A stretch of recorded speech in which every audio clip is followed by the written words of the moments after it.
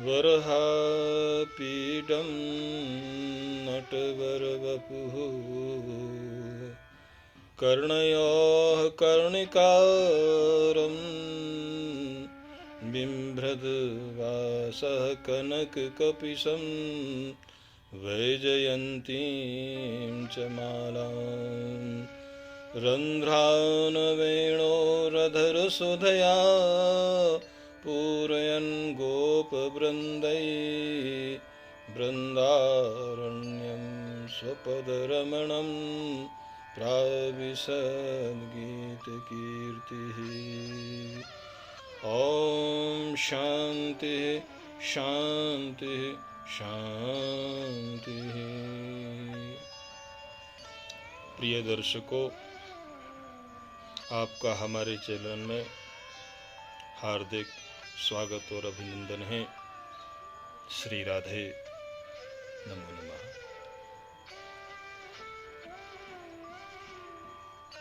जैसा कि आप जानते हैं, पूर्व के एपिसोड में आपको धर्म के प्रकरण में, धर्म के तत्व के विषय में विविध प्रकार से समझाया गया। धर्म क्या है, धर्म के लक्षणों के विषय में बताया गया और अनेक तरह से ये समझाने का प्रयास किया गया कि धर्म क्या है। धर्म के प्रकरण में ही आज से हम एक नई श्रृंखला शुरू कर रहे हैं, जिसमें धर्म के विभिन्न तत्वों की व्याख्या की जाएगी। मनु महाराज ने मनुस्मृति में जो धर्म के तत्वों का अनुक्रम रखा है, वो बहुत ही वैज्ञानिक है। उसी वैज्ञानिक अनुक्रम के आधार पर हम यहाँ पर धर्म के तत्वों की व्याख्या प्रस्तुत करेंगे।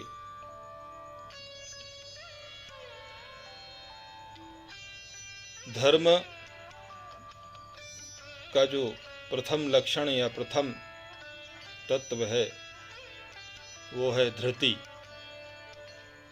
धृति का अर्थ धैर्य होता है, अर्थात धैर्य का अर्थ क्या है? धैर्य अर्थात चित्त की स्थिरता या चित्त की दृढ़ता, चित्त की एक रसता, चित्त में एक ऐसा दृढ़ भाव, एक ऐसी सहनशीलता, एक ऐसी शांति जो सदा बनी रहती है, उसी का नाम धैर्य है। धैर्य धर्म का सबसे पहला लक्षण इसलिए बनाया गया कि अगर धैर्य मनुष्य के जीवन में आता है तो धैर्य के बाद ही सारे सद्गुण धीरे धीरे क्रम से आते हैं। परम धैर्यवान कौन है? परम धैर्यवान निश्चित रूप से परम प्रभु भगवान नारायण ही हैं। परमेश्वर ही परम धैर्यवान हैं और उन्हीं से ये धैर्य क्रमशः सृष्टि में उतरा। उन्हीं से ये धैर्य वृक्षों में और प्राणियों में, पृथ्वी में। एक कथा आती है कि एक बार महर्षि भृगु धैर्य की परीक्षा लेने के लिए त्रिदेवों के पास गए और सबसे पहले ब्रह्मलोक में जाकर के भगवान ब्रह्मा जी से कुछ उल्टा सीधा कहा। परिणाम में भगवान ब्रह्मा जी धैर्य खो बैठे, अधीर हो गए। इसके बाद भगवान शिव जी के शिवलोक में जब भृगु महर्षि जाते हैं, वहाँ भी कुछ बात हुई। तो भृगु ऋषि वहाँ से भी आगे गए, भगवान के परम लोक वैकुंठ लोक में गए और उन्होंने वहाँ भगवान के धैर्य की परीक्षा लेनी चाहिए। तब उनके वक्षस्थल पर चरण प्रहार किया। वक्षस्थल पर चरण प्रहार किया। भगवान के वक्षस्थल पर जैसे ही भृगु ऋषि ने चरण प्रहार किया तो भगवान दोनों हाथों से उनके चरण को सहेलते हुए कहने लगे, हे महर्षि, आपके चरणों में कहीं चोट तो नहीं आई? क्योंकि आपका चरण कमल जैसा कोमल और मेरा वक्षस्थल तो ये वज्र के समान कठोर है, कहीं आपको चोट तो नहीं आई महर्षि? तब भृगु ऋषि के आंखों में अश्रु आ गए और भृगु ऋषि कहने लगे कि प्रभु, आप ही परम धैर्यवान हैं और आपसे बड़ा धैर्यवान इस सृष्टि में कोई नहीं है। भगवान ही परम धैर्यवान हैं और भगवान ही माता स्वरूप हैं। इसलिए माता में परम धैर्य माता में भी होता है। पृथ्वी हमारी माता का स्वरूप है। सबसे अधिक अगर धैर्य है तो वो पृथ्वी माता में है। कि सर्दी हो, बरसात हो, गर्मी हो, कैसी भी परिस्थिति हो, पृथ्वी में अनंत धैर्य है। धैर्य का स्वरूप ही मानी जाती है पृथ्वी और माता को।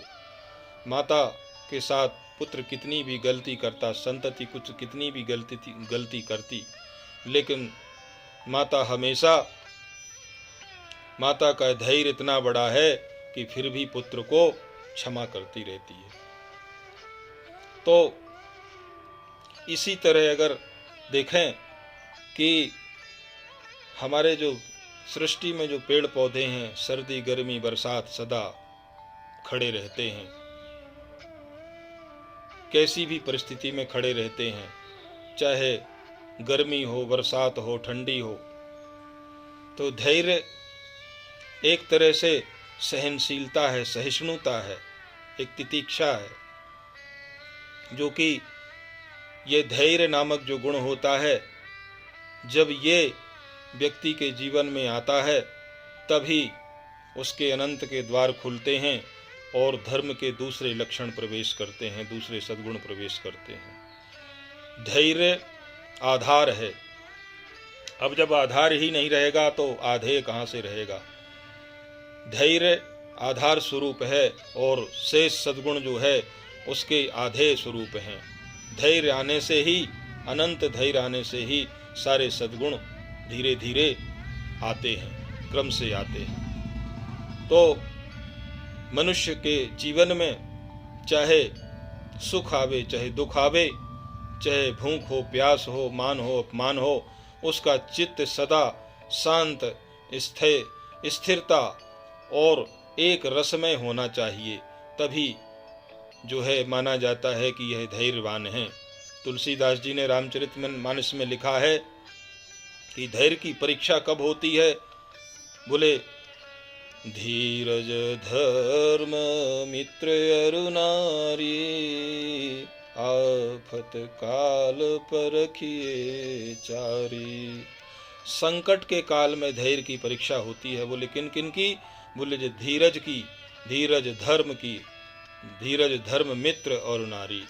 धीरज की, धर्म की, मित्रता की और स्त्री की परीक्षा जो है संकट के समय में होती है। संकट के समय में जब व्यक्ति स्थिर चित्त बना रहे और एक रस बना रहे, उसमें उसके चित्त में कोई विक्षेप ना हो, किसी तरह की कोई द्वैत ना, किसी तरह का कोई द्वंद्व ना आए, तब समझ लेना चाहिए कि ये धीरता से संपन्न है। मनुष्य का जीवन द्वंद्वों की प्रतिकारता अर्थात पूरे जीवन भर द्वंद्वों का प्रतिकार करना नहीं है मनुष्य जीवन के लक्ष्य। मनुष्य के जीवन का लक्ष्य द्वंद्वों से, हमेशा द्वंद्वों का प्रतिकार करते रहना नहीं है, क्योंकि संसार में और सृष्टि में तो द्वंद्व हमेशा रहते ही हैं। लेकिन अगर मनुष्य जीवन भर उन द्वंद्वों के पीछे पड़ा रहे और द्वंद्वों को ही कहना चाहिए द्वंद्वों को ही दूर करता रहे, उसी के प्रतिकार में लगा रहे, तो उसका जीवन इसी में नष्ट हो जाएगा। इसलिए धैर्य नामक जो तत्व है या धैर्य नामक जो धर्म का गुण है, यह आ जाने के बाद वह द्वंद्वातीत होने की योग्यता उसके अंदर आ जाती है। इसलिए धैर्य के तत्व को समझना चाहिए और भगवान का भजन करना चाहिए, जिसके माध्यम से ही हमारे अंदर धैर्य नामक गुण या परम धीरता उत्पन्न होती है, तभी जीवन में अभ्युदय होता है। धर्म का जो दूसरा तत्व है या दूसरा लक्षण है, उसका नाम क्षमा है। क्षमा, जब तक व्यक्ति के जीवन में धैर्य उत्पन्न नहीं होता, तब तक क्षमा आ ही नहीं सकता। क्षमा धैर्य से जुड़ा हुआ है। बड़ा वैज्ञानिक क्रम महाराज मनु ने ये प्रस्तुत किया है कि धैर्य का जो परिणाम है, धैर्य धारण करने के बाद क्षमा अपने आप उत्पन्न होती है। क्षमा क्या है? क्षमा है कोई ऐसा विपरीत कार्य, कोई ऐसा कार्य जो कि सामने वाले के माध्यम से किया जाए और वो हमारी हानि करे, या कोई विपरीत सामाजिक कार्य, ऐसा कार्य जो हमारी हानि करे या व्यक्ति की या समाज की हानि करे, वह जो कार्य है उसके प्रति जब व्यक्ति को क्षमा कर दिया जाता है, उसको माफ़ कर दिया जाता है, तो माफ़ी देना ही या माफ़ कर देना ही, क्षमा कर देना ही, ये कहना चाहिए, इसी को क्षमा कहते हैं। तो जो क्षमा का गुण है, वो पृथ्वी में कितना क्षमा का गुण है, माता में कितना क्षमा का गुण है, भगवान में कितना क्षमा का गुण है। जीव हमेशा गलतियां करता रहता है, लेकिन भगवान, माता हमेशा, गुरु हमेशा क्षमा करते रहते हैं। तो ये क्षमा का गुण इसलिए नहीं है कि ये बार बार गलतियां की जाएं। क्षमा इसलिए है कि समझा जाए और समझ करके उस गलती को पुनः ना फिर से ना किया जाए, उस गलती से बचा जाए, इसलिए क्षमा नामक गुण है। भगवान ने एक श्रीमद् भागवत में उल्लेख आता है कि जब अश्वत्थामा ने द्रौपदी के पुत्रों को मार दिया, तब वहाँ पर बात आई, सभी ने कहा कि रे अश्वत्थामा को मार डालो, और इस सारे लोगों ने यही कहा। तब भगवान ने परीक्षा लेनी चाहिए, क्योंकि पांडव धर्मात्मा थे, तो उन्होंने कहा कि चलो इसको दंड दो अश्वत्थामा को। तब अश्वत्थामा को दंड देने की बारी आई, तब द्रौपदी ने कहा कि हे नाथ, ये ब्राह्मण पुत्र है और हम दंड नहीं देना चाहते हैं, और उसकी शिखा रूपी मणि को निकाल करके और उसको क्षमा कर दिया गया। तो कहते हैं यहाँ क्षमा कर दिया गया, भगवान ने समझा, भगवान की परीक्षा में द्रौपदी खरी उतरी।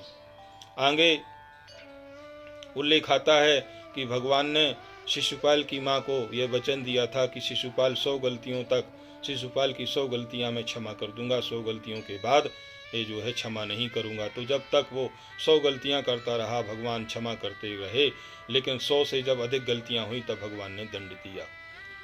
तो दंड आगे की प्रक्रिया है। क्षमा के साथ दया और करुणा भी होती है। दया जिसके जीवन में नहीं है, अर्थात प्राणियों के प्रति जिसको दया नहीं भांपती, उस प्राणियों का दर्द उसको दर्द नहीं लगता, और जिसके जीवन में दया नहीं है उसके जीवन में धर्म कैसे होगा। तो दया धर्म का मूल है, दया तो होना ही चाहिए। और करुणा, ये भी क्षमा के ही अंग हैं। करुणावान जो होता है वह सामने वाले को उसकी विकट परिस्थिति से सुधारने का प्रयत्न करता है। तो क्षमा का गुण जो है दया भी है और उधर करुणा भी है। तो दया, करुणा, क्षमा। और जो दंड है, दंड का उद्देश्य दंड को अपराधी को दंडित करना नहीं है, क्योंकि हमारी भारतीय संस्कृति में बदले की भावना नहीं है। दंड देने का उद्देश्य केवल उसका सुधार करना है, ताकि वह सुधर जाए। तो दंड देने का उद्देश्य दंड नहीं है, दंड देने का उद्देश्य सुधारना है। क्षमा का उद्देश्य क्षमा नहीं है, क्षमा का उद्देश्य उसके जीवन में सुधार आ जाए, क्षमा का उद्देश्य ये है। तो इस तरह से जो है क्षमा और तुम्हारे दया और करुणा ये कहीं न कहीं एक दूसरे से संबंधित हैं।